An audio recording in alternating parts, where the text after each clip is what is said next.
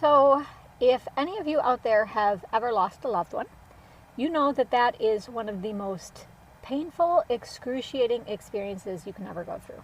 Like there's nothing that compares to it. Okay.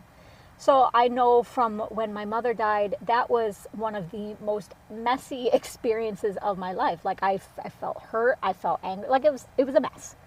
I'm Wanda Thibodeau. I'm the host of the Faithful Unpack podcast, and this is Challenge Me Monday.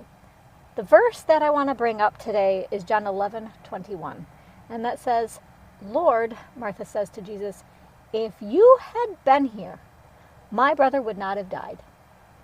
Now, I use this verse because when you first read it, you can say that's just a pointed finger. She's just blaming Jesus. If you would have just done this. Now, how many times do we do that? Whether it's in the workplace or elsewhere, right? We do that. But I want you to look a little under this verse, okay?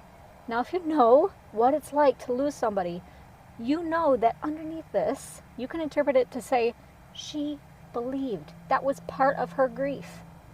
She trusted in Jesus. She said, if you had just been here, I know what you can do. You could have saved him, right? So she's angry, but she's also expressing faith at the same time, okay? And Jesus goes on to tell her what his intent was, right? And he goes on to perform a miracle. He raises her brother, right? So the challenge that I have for you is to embrace the messy feelings and to realize that sometimes when somebody says something like this to you, they might be feeling messy too. And I want you to just ask yourself, what could their intent really be? What else could they be feeling? Because maybe it's not just point the finger.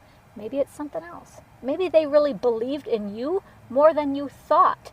And they're blaming you because they had an expectation that you could excel. So in this weird way, like it was with Jesus, it's because they had faith in you and they got disappointed, right?